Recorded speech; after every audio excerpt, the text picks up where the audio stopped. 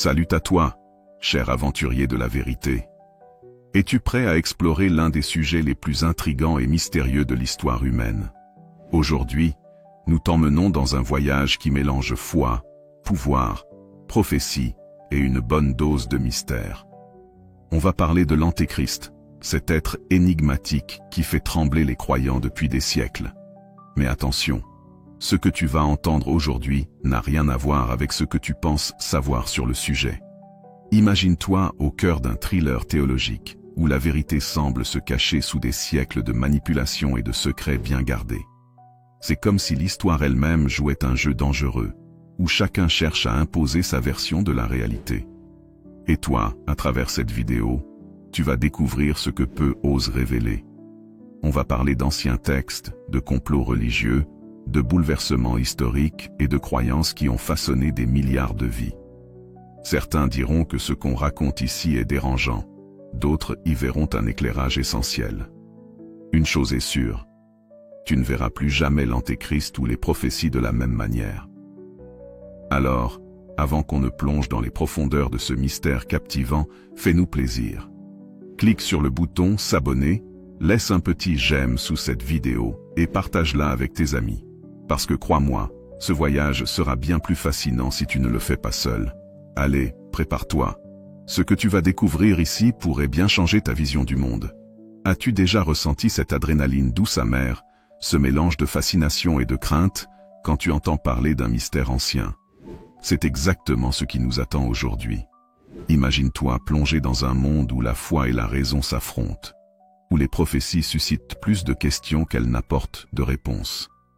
Et au cœur de tout cela, une figure aussi redoutable qu'intrigante, l'Antéchrist. Le concept de l'Antéchrist ne sort pas de nulle part. Il trouve ses racines dans les textes anciens, notamment la Bible, mais aussi dans les interprétations des premiers théologiens chrétiens. Dès le IIIe siècle, des figures comme Hippolyte de Rome ont commencé à explorer ce personnage mystérieux. Pour eux, l'Antéchrist était un individu, une personnification du mal, censé apparaître avant le retour du Christ.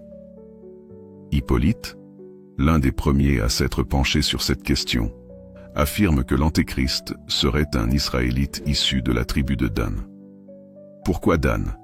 Parce que, selon certaines interprétations de la Bible, cette tribu était associée à la rébellion et à l'éloignement de Dieu. Mais il y a un problème. Dès le 8e siècle avant notre ère, 10 des 12 tribus d'Israël avaient disparu, absorbées par les peuples environnants. Alors, comment pouvait-on encore parler de la tribu de Dan? Pourtant, malgré ces incohérences, l'idée a persisté. Au IVe siècle, Cyril de Jérusalem, autre figure influente, décrit l'Antéchrist comme un enchanteur capable de tromper même les plus pieux. Ses paroles se fondaient sur une lecture littérale des Écritures, mais les sceptiques dénonçaient déjà certaines absurdités dans ses affirmations. Imagine-toi à cette époque, l'accès aux textes sacrés était réservé à une élite, et le commun des mortels devait se contenter des interprétations des clercs. Cela créait une dynamique où les croyances étaient plus souvent imposées que choisies. Les enseignements sur l'Antéchrist servaient à éveiller la peur et à maintenir l'ordre social. Une chose était claire, l'Église avait le monopole de la connaissance et pouvait façonner les croyances à sa guise. Mais même à cette époque, des voix dissonantes émergeaient. Certains commençaient à remettre en question ces interprétations autoritaires. Ce fut le début d'une lente révolution intellectuelle qui allait prendre de l'ampleur au fil des siècles. Le thème de l'Antéchrist a été exploité à maintes reprises pour régner par la peur.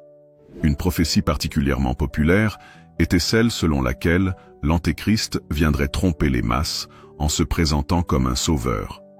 Cette idée jouait sur la crainte de l'inconnu et la vulnérabilité des gens face à l'imprévisible.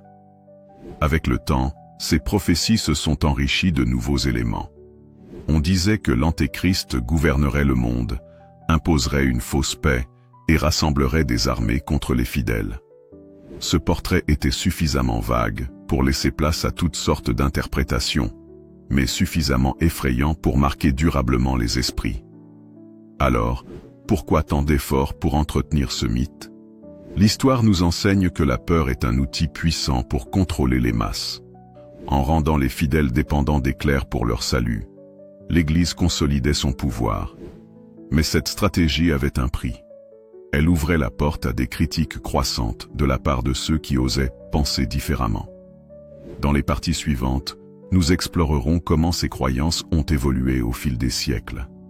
Nous plongerons dans les profondeurs de la Réforme, découvrirons le rôle des Jésuites dans la contre-réforme et décortiquerons les conflits intellectuels qui ont façonné notre vision actuelle de l'Antéchrist. Mais une chose est sûre, ce sujet est loin d'être aussi simple qu'il n'y paraît. Le Moyen-Âge, cette époque fascinante et parfois terrifiante, a vu les prophéties sur l'Antéchrist s'enraciner profondément dans les esprits. Les églises, les rois, et même les paysans les plus humbles vivaient dans une atmosphère imprégnée de peur et de mystère. C'est durant cette période sombre que la figure de l'Antéchrist est passée d'une simple mention dans les textes bibliques à une véritable arme spirituelle et politique. À cette époque, peu de gens avaient accès à la Bible. Les textes saints étaient en latin, une langue réservée aux élites. Les simples croyants dépendaient donc des sermons des prêtres pour comprendre leur foi. L'Église utilisait cela à son avantage, brandissant la menace de l'Antéchrist comme un outil pour maintenir son autorité. Les prêtres prêchaient souvent que l'Antéchrist était à l'œuvre dans les événements tragiques de leur temps, famine, épidémie, guerre. Les malheurs qui s'abattaient sur les populations étaient interprétés comme des signes annonciateurs de sa venue. Et devinez quoi? La seule solution pour échapper à cette fin terrible était de rester fidèle à l'Église et d'obéir à ses règles. Le Moyen-Âge a également été marqué par l'émergence de nombreuses hérésies, des mouvements religieux qui contestaient l'autorité de l'Église catholique. Les cathares, les vaudois et d'autres encore étaient perçus comme des menaces non seulement spirituelles, mais aussi politiques. L'Église n'a pas hésité à qualifier ces groupes d'outils de l'Antéchrist. Cette stratégie lui permettait de justifier des campagnes de répression brutales, comme les croisades contre les cathares dans le sud de la France. La peur de l'Antéchrist devenait ainsi une justification pour éliminer toute opposition. Au fil des siècles, certains dirigeants et figures influentes ont été désignés comme l'Antéchrist. Par exemple, au IXe siècle, certains croyaient que l'empereur Frédéric II, connu pour ses conflits avec la papauté, était l'incarnation de cette figure maléfique. La papauté elle-même a été accusée d'être l'Antéchrist par des mouvements rebelles. Ces accusations servaient souvent des intérêts politiques. Identifier un ennemi comme l'Antéchrist permettait de le diaboliser et de rallier des partisans à sa cause. L'Antéchrist devenait un outil de propagande, une arme dans les luttes de pouvoir. Pour les paysans et les citoyens ordinaires, l'Antéchrist n'était pas une abstraction. Il vivait dans la peur constante de l'enfer, des démons, et de cette figure mystérieuse qui devait venir détruire le monde.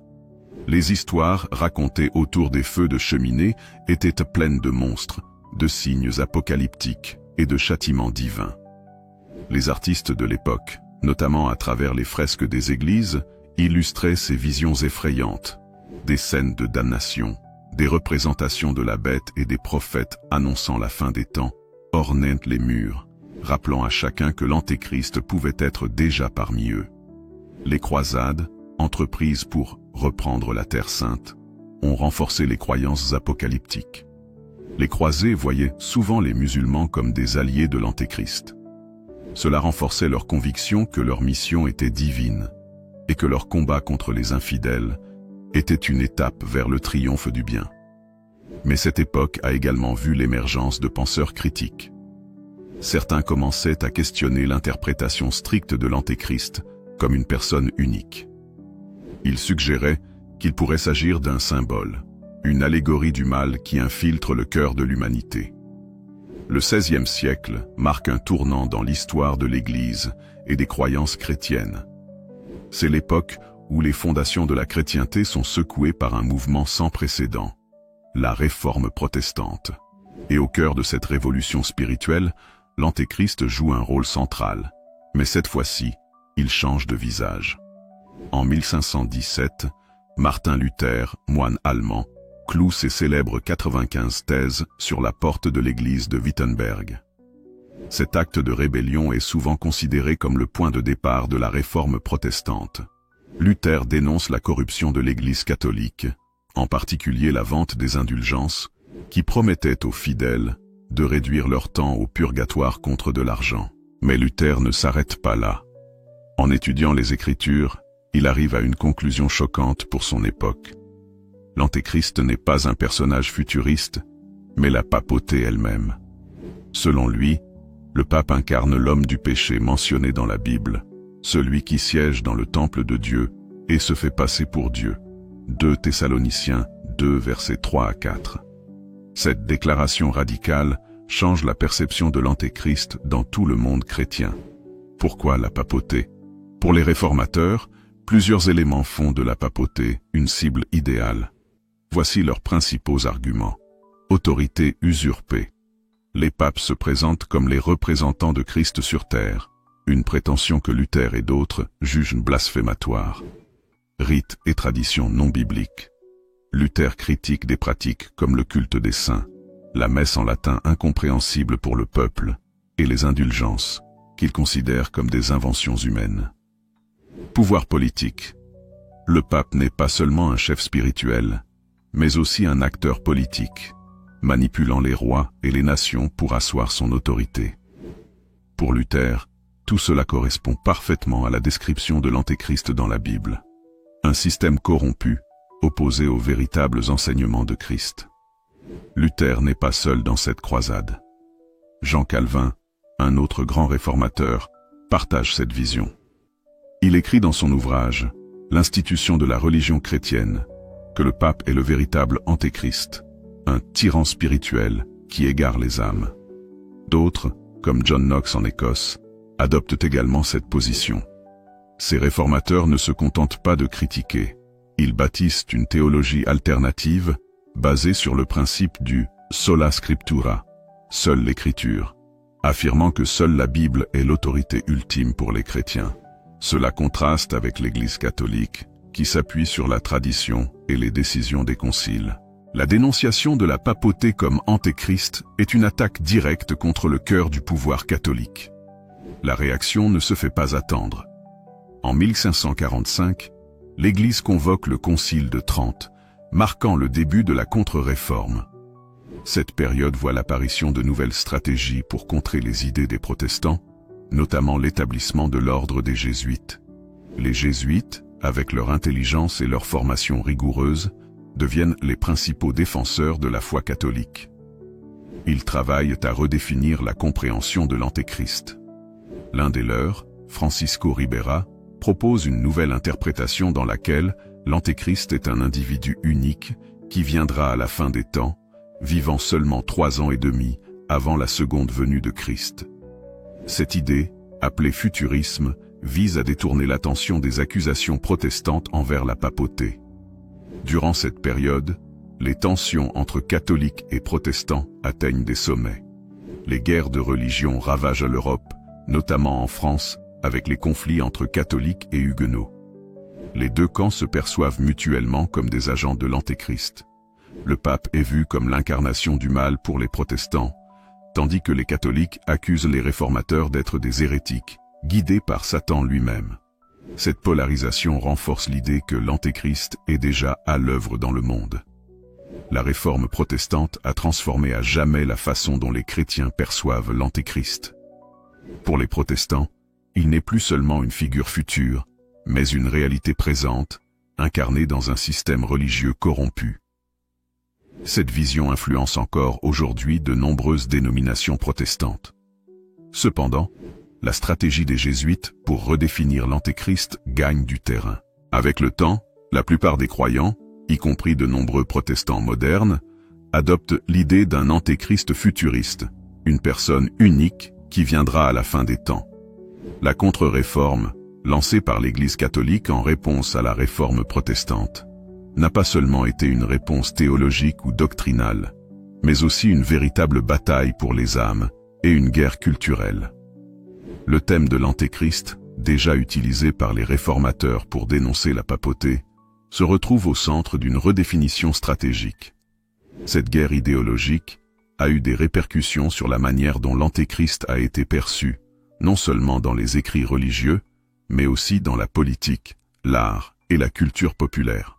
Pour contrer l'attaque protestante selon laquelle la papauté était l'Antéchrist, l'Église catholique, notamment à travers les jésuites, élabora une nouvelle doctrine appelée futurisme.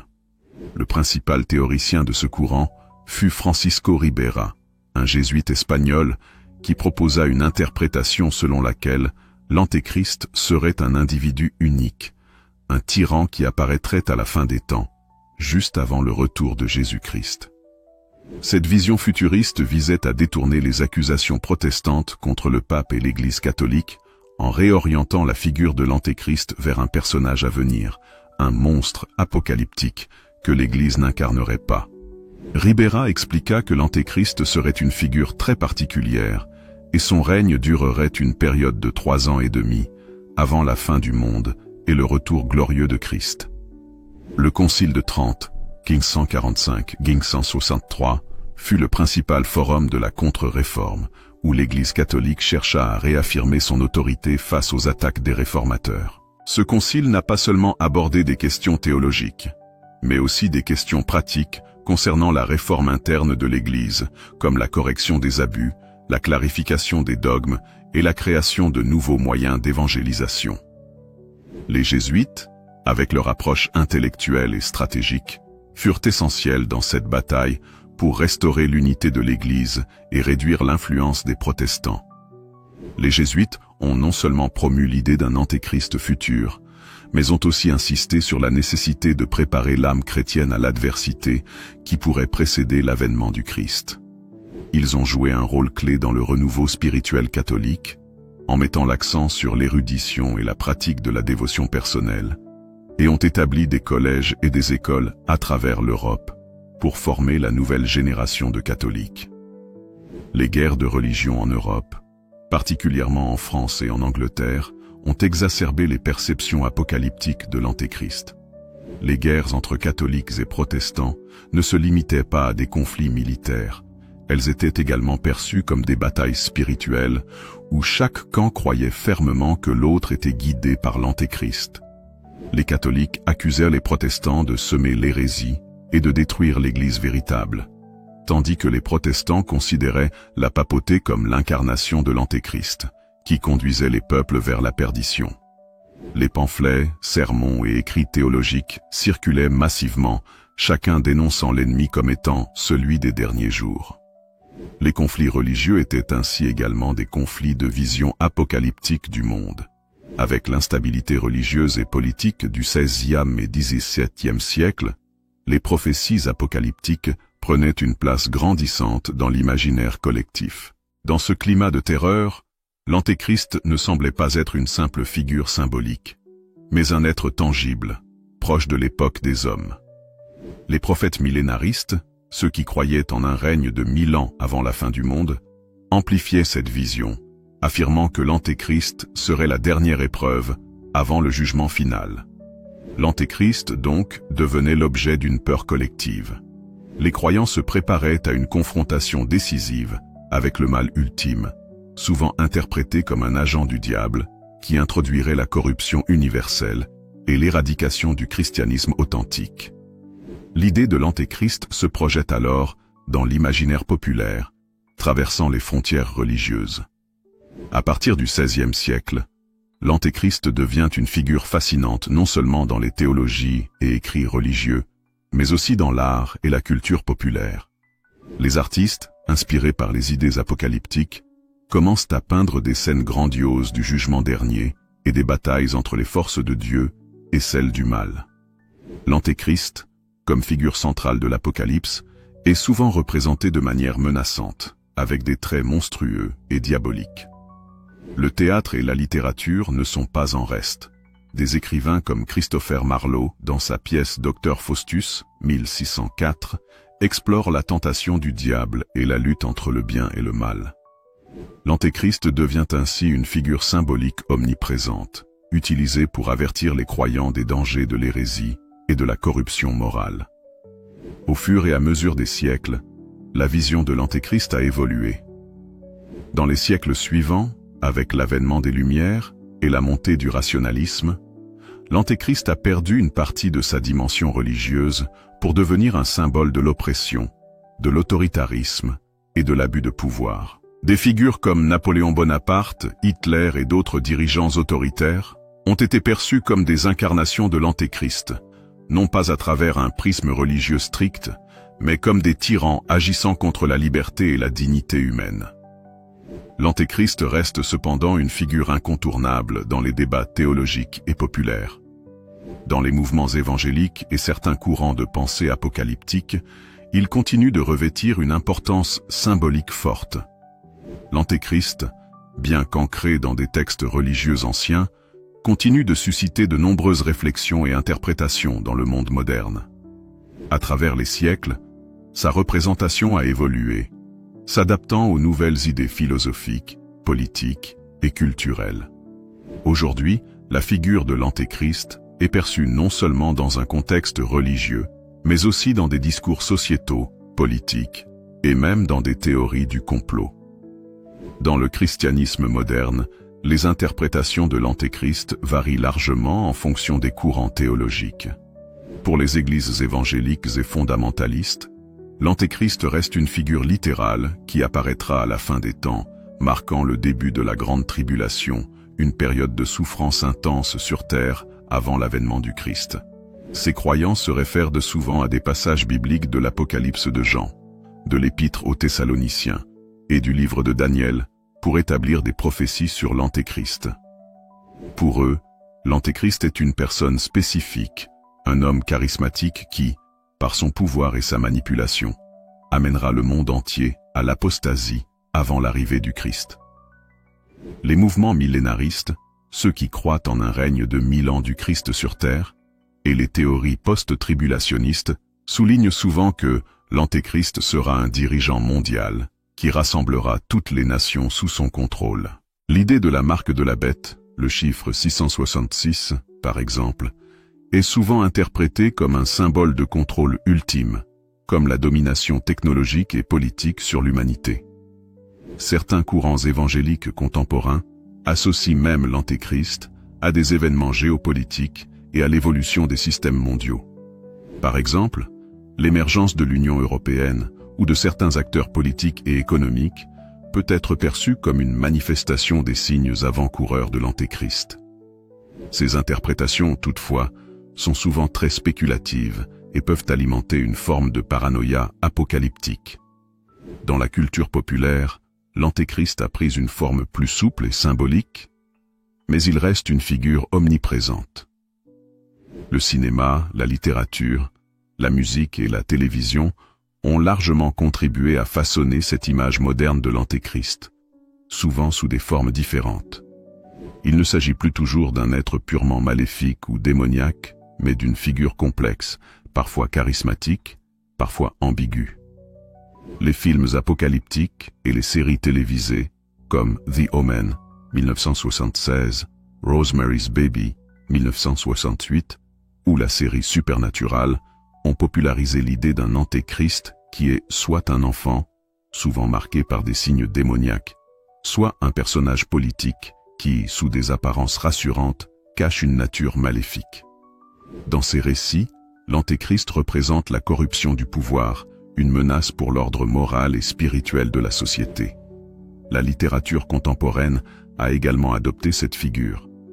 Dans des ouvrages comme la trilogie de l'Antéchrist de N.K. Jemisin, l'Antéchrist n'est pas seulement une figure religieuse, mais aussi un symbole de la lutte pour la justice, de la rébellion contre les systèmes oppressifs. Il peut être un instrument de transformation sociale, une force de disruption dans un monde figé. Une des dimensions modernes fascinantes de l'Antéchrist est son rôle central dans les théories du complot. Ces dernières utilisent souvent la figure de l'Antéchrist pour expliquer des événements mondiaux et des crises sociétales. De nombreuses théories apocalyptiques, telles que celles entourant le nouvel ordre mondial ou les sociétés secrètes comme les Illuminati, font de l'Antéchrist un personnage clé qui manipule les leaders mondiaux dans le but d'établir une dictature mondiale. Ces théories, bien qu'elles n'aient pas de fondement scientifique ou rationnel, trouvent un écho chez certaines populations qui se sentent menacées par les changements rapides de la société, par la mondialisation et par la perte de repères traditionnels. Elle transforme l'Antéchrist en un bouc émissaire moderne pour expliquer des phénomènes complexes tels que les crises économiques, les conflits géopolitiques ou encore la montée de l'intelligence artificielle. Dans ce contexte, l'Antéchrist devient l'incarnation de tous les peurs et incertitudes contemporaines. La perte de souveraineté nationale, la centralisation du pouvoir mondial et l'effacement des libertés individuelles. Par exemple, les technologies de surveillance et l'essor des crypto-monnaies sont parfois perçus comme des instruments du contrôle de l'Antéchrist. L'Antéchrist est aussi devenu un symbole politique dans les discours partisans.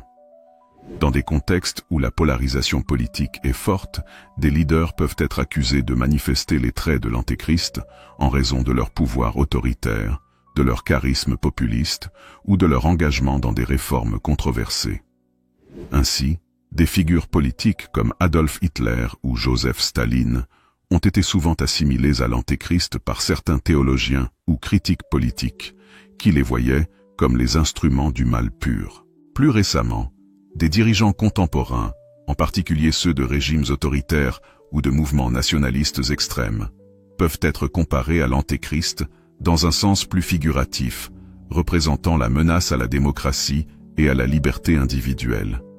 Dans un monde de plus en plus sécularisé et dominé par des idéologies laïques et matérialistes, la figure de l'Antéchrist a évolué pour devenir une métaphore du mal global plutôt qu'une réalité religieuse. Dans ce cadre, l'Antéchrist incarne les forces sociales, politiques et économiques qui détruisent les valeurs humaines fondamentales comme la liberté, l'équité et la solidarité. Ainsi, les révoltes sociales, les inégalités économiques et les crises environnementales sont parfois vues comme des manifestations de l'Antéchrist dans un monde en déclin. De plus en plus de voix s'élèvent pour remettre en question un système économique qui semble de plus en plus dominé par des intérêts multinationaux et par des élites financières qui semblent accaparer les ressources et augmenter la pauvreté. L'Antéchrist, figure complexe et multiforme, a traversé les siècles en s'adaptant aux contextes théologiques, sociaux et culturels. Dans les traditions chrétiennes, il demeure une figure centrale du drame apocalyptique, une menace imminente avant la rédemption finale. Mais dans le monde moderne, il a pris des formes plus variées, symbole politique, personnage dans la culture populaire, ou encore outil d'explication des grandes crises mondiales. Si certains le voient comme un personnage réel qui apparaîtra à la fin des temps, d'autres l'interprètent comme une allégorie des forces destructrices présentes dans notre société. Dans tous les cas, l'Antéchrist demeure une figure incontournable, porteur d'un message d'avertissement, mais aussi de transformation, pour ceux qui sont prêts à écouter. Le concept de l'Antéchrist est profondément enraciné dans la tradition chrétienne, mais il a largement dépassé ses origines religieuses pour devenir un symbole de lutte entre le bien et le mal, une figure qui traverse l'histoire et la culture. L'Antéchrist, bien qu'il soit d'abord une figure apocalyptique et eschatologique, a évolué au fil des siècles pour revêtir des significations multiples et parfois contradictoires, en fonction des contextes sociaux, politiques et culturels. Dans sa forme la plus traditionnelle, l'Antéchrist est perçu comme une menace imminente, annonçant la fin des temps et la venue d'un règne de malheur sur terre avant la rédemption par le Christ. Cette vision apocalyptique demeure influente dans de nombreux courants chrétiens contemporains, notamment parmi les évangéliques et les fondamentalistes. L'Antéchrist incarne alors la corruption totale et l'opposition ultime à Dieu, une figure du mal absolu. Cependant, cette figure ne se limite pas à une simple personnification du mal. Elle sert aussi de moteur à une réflexion sur le monde actuel, où les crises sociales, économiques et politiques sont perçues comme des signes avant-coureurs de l'apparition de l'Antéchrist. En ce sens, il est possible de voir dans l'Antéchrist une symbole des forces destructrices qui pèsent sur l'humanité. L'abus de pouvoir, l'injustice sociale, la manipulation et l'oppression des peuples. Il devient alors une métaphore de la désintégration morale et spirituelle du monde moderne, notamment dans un contexte où les repères religieux traditionnels se sont affaiblis. L'une des dimensions les plus fascinantes de l'Antéchrist, dans le monde moderne, est son apparition dans la culture populaire. Films, séries, livres et même musique ont contribué à en faire un archétype récurrent, souvent réinterprété de manière plus symbolique que littérale. Le cinéma apocalyptique, les romans de type thriller apocalyptique et les récits dystopiques ont mis en scène l'Antéchrist sous des formes multiples: enfant maléfique, homme politique charismatique ou entité mystérieuse. Dans ce cadre, l'Antéchrist n'est plus simplement un instrument du mal, mais un symbole de la corruption du pouvoir, de la manipulation des masses et de l'aliénation des individus dans des sociétés de plus en plus technologiques et déshumanisées. Il peut aussi être une figure de rébellion ou de transformation sociale, un agent de rupture qui remet en question les structures établies. Cette approche permet de donner à l'Antéchrist une certaine ambiguïté, le transformant en une figure plus complexe, parfois tragique, parfois fascinante. L'Antéchrist et la société contemporaine, un miroir des peurs modernes. L'Antéchrist a également pris un rôle central dans les théories du complot et les mouvements idéologiques. Dans ses discours, il devient une projection des peurs collectives liées à la mondialisation, à la concentration du pouvoir, aux technologies de surveillance et à l'effacement des libertés individuelles. L'Antéchrist n'est plus seulement une figure mythologique, mais une idée qui explique les phénomènes que beaucoup ressentent comme menaçant leur manière de vivre. Il devient une sorte de bouc émissaire moderne, représentant toutes les forces extérieures qui semblent contrôler les vies humaines. Dans cette perspective, l'Antéchrist incarne la menace d'un ordre mondial oppressif et totalitaire, souvent symbolisé par des entités comme les Illuminati ou des conspirations politiques globales. Cela témoigne de l'évolution de la figure de l'Antéchrist, qui a pris une dimension plus idéologique et sociopolitique plutôt que strictement religieuse. En définitive, l'Antéchrist demeure une figure profondément plurielle, qui peut se lire de multiples façons selon le contexte. D'un côté, il incarne la peur de la fin des temps, le mal absolu et la rupture avec l'ordre divin. D'un autre côté, il peut être perçu comme un symbole de la décadence des sociétés modernes, un reflet des injustices et des abus de pouvoir. Dans un monde de plus en plus marqué par la sécularisation et les bouleversements sociaux, l'Antéchrist devient ainsi une métafigura, un archétype qui dépasse le cadre religieux pour devenir un outil de réflexion sur le mal, le pouvoir et la condition humaine. Dans les discours contemporains, l'Antéchrist n'est pas seulement une prophétie à venir, mais aussi une figure de questionnement, un miroir des anxiétés modernes. Dans tous les cas, il continue d'être une figure centrale de la pensée apocalyptique et une métaphore puissante des luttes morales et sociales de notre époque. Merci beaucoup d'avoir regardé cette vidéo jusqu'à la fin. J'espère que le sujet t'a intéressé et t'a apporté de nouvelles perspectives. Si tu as apprécié, n'oublie pas de liker la vidéo et de t'abonner à la chaîne pour ne rien manquer des prochaines vidéos. N'hésite pas à partager tes commentaires et questions ci-dessous, je serai ravi de discuter avec toi. Et si tu veux en savoir plus, tu peux consulter d'autres vidéos sur des sujets similaires, juste ici. À bientôt pour de nouvelles vidéos, et reste curieux.